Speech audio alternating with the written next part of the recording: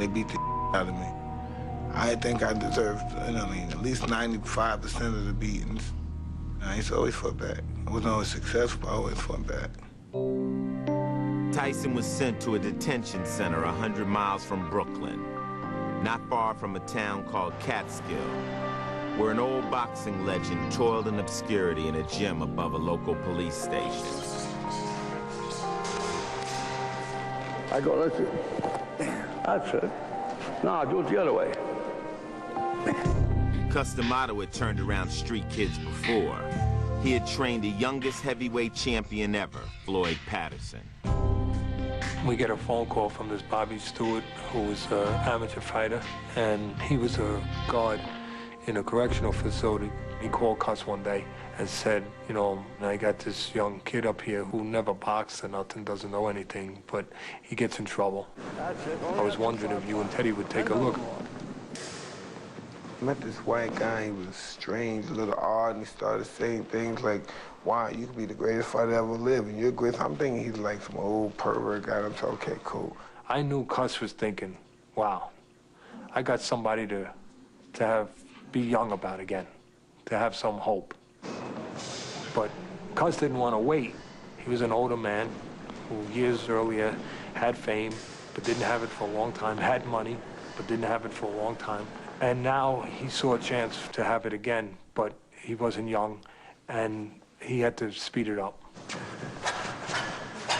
When he came, naturally, I'd talk to him and treat him like everybody else.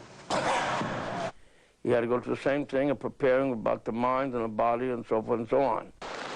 He has basically destroyed me of all my habits and, yes, reformed me. Remember, from the side, you can let that punch go with the worst kind of intention. He's my first exposure to a white guy who didn't judge me. With all the power you can generate. I was madly in love with Customato. I became, he broke me down and rebuilt me back up, and I became totally loyal to him. I became his slave. I was a young kid at the time. I just wanted to love him forever. I wanted to be my father.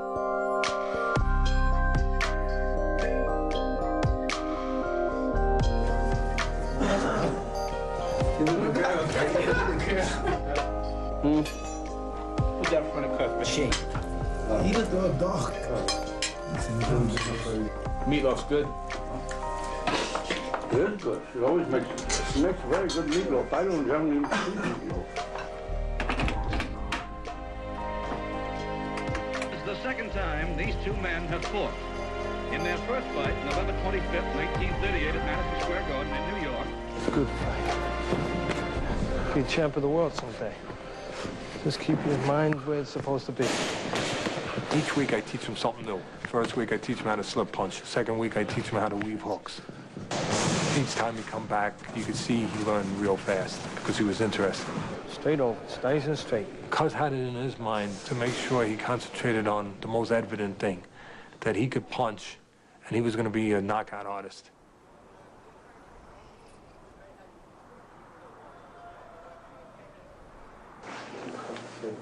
He had this outer body that could really fool you. So stretch him out. Into forgetting that he was still a kid who had to develop. Developed as he was physically, he was lacking emotionally. Look, just relax, Michael, relax, just relax. Just relax. Relax. Yeah, but just relax. Just relax. When we first started. Yeah, well, just relax. Don't get so tense. Relax. All of this is another boxing match. You've done it already 20 times. You've done it in the gym with better fighters than you're ever gonna fight here. He's unsure of himself. He wants to be reaffirmed that this is worthwhile, that he is worthwhile, that he has merit, that he can handle this. Yeah.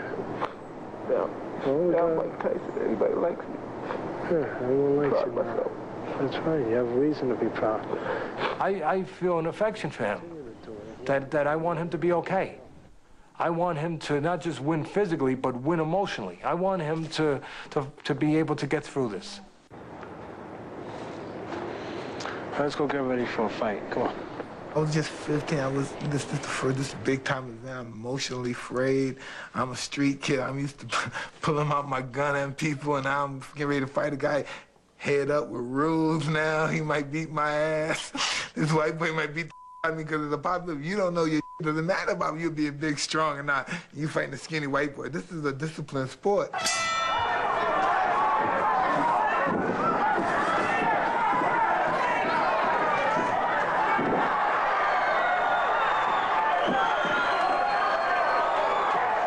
Hey, Cuz, 8-second knockout the first round.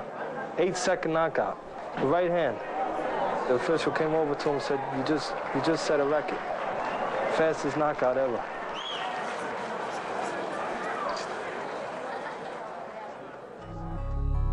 To the outside world, it seemed like boxing's version of a fairy tale. But again, in Mike's world, things are never as they seem.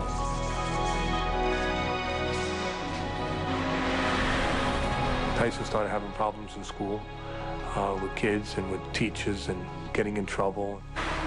There was over 100 reports of girls in one way or another being not treated right, being abused.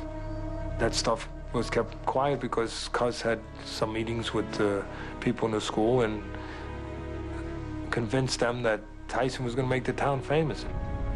Eventually he was permanently expelled from school.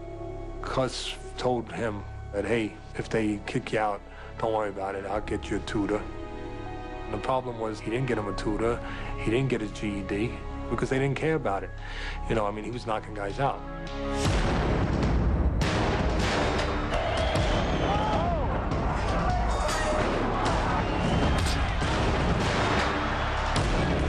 Just like sledgehammers.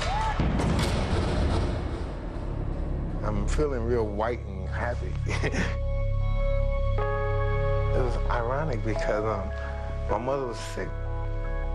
I almost forgot about my mother because I was living upper middle class life.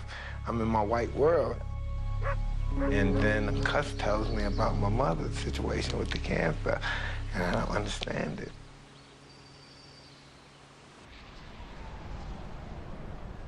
And so I go down, I go to the hospital, and I see my mother. I had no idea. I've seen movies. I've never saw anyone sick with cancer, so I expect to see, well, you know, I love you, but I'm a goner now, Johnny. I'm used to seeing movies. I'm actually to go in with